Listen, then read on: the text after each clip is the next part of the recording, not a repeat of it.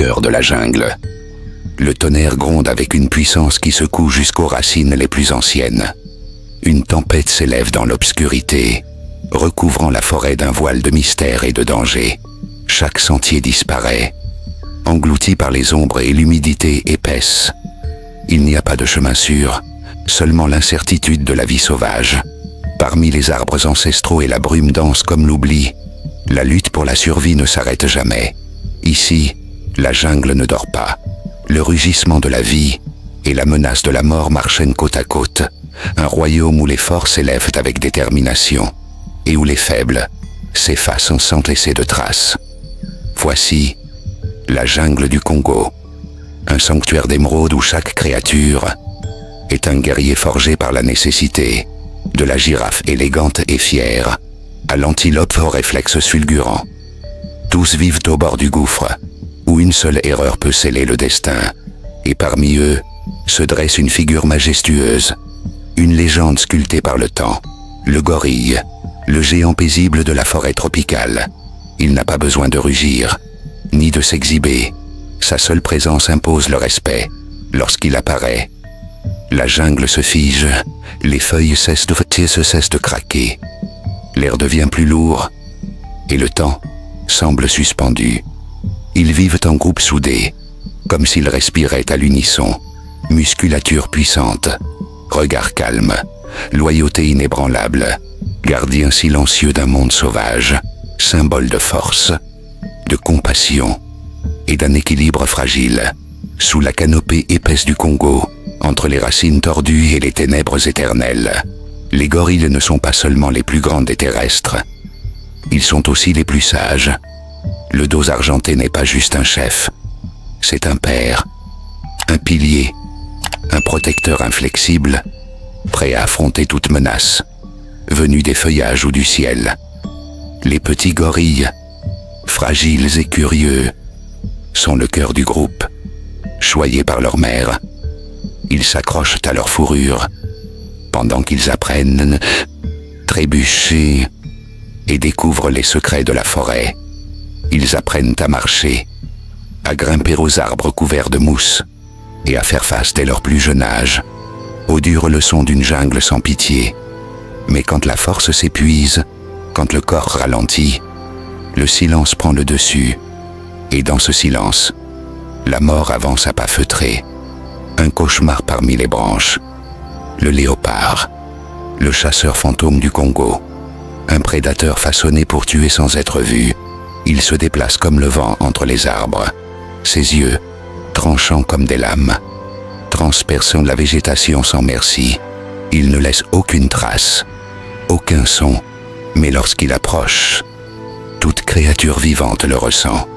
Rapide au sol, mais encore plus mortel depuis les hauteurs, il se déplace comme une ombre vivante.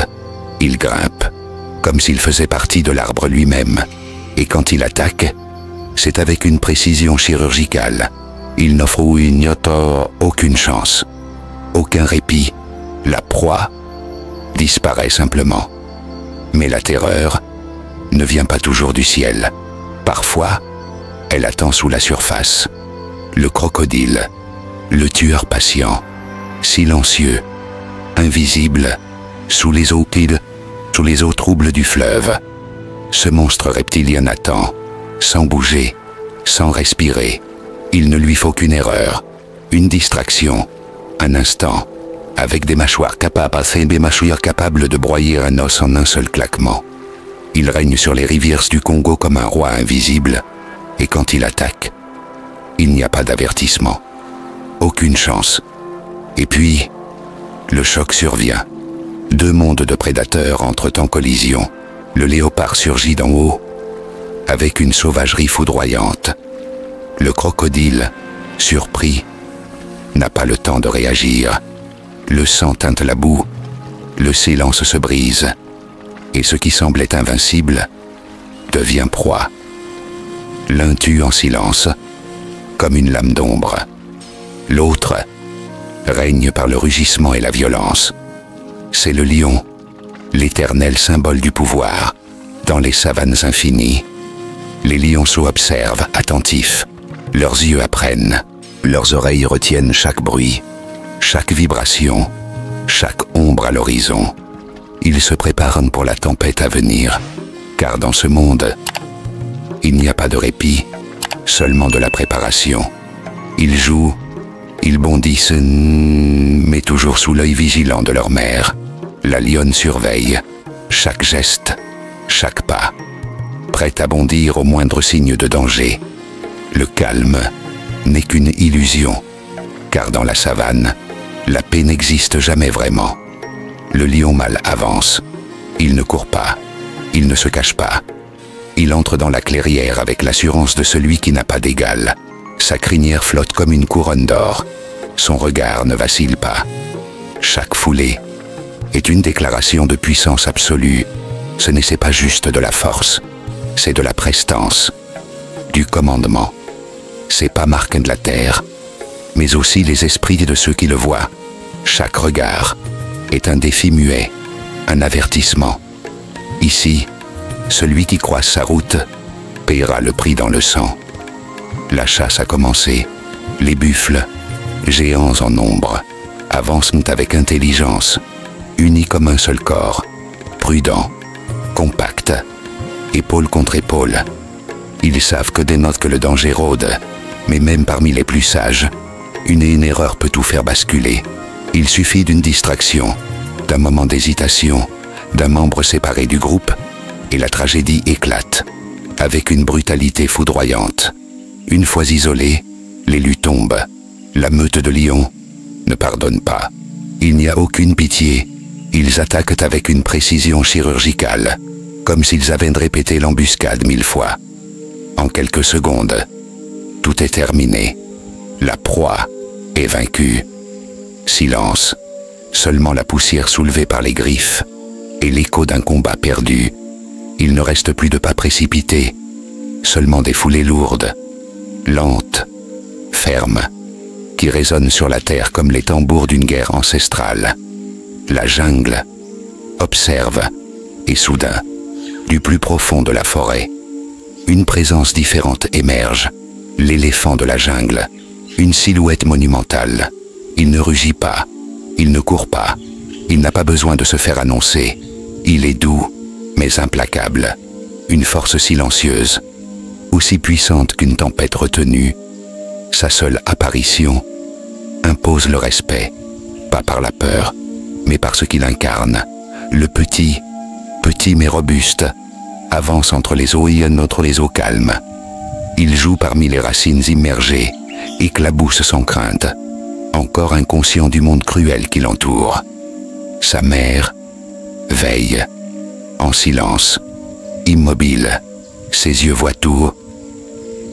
Tostam, chaque ombre, chaque reflet, elle devient un mur vivant, une gardienne éternelle. Et plus loin, dans la pénombre de la forêt, une silhouette encore plus imposante s'avance. Le vieil éléphant.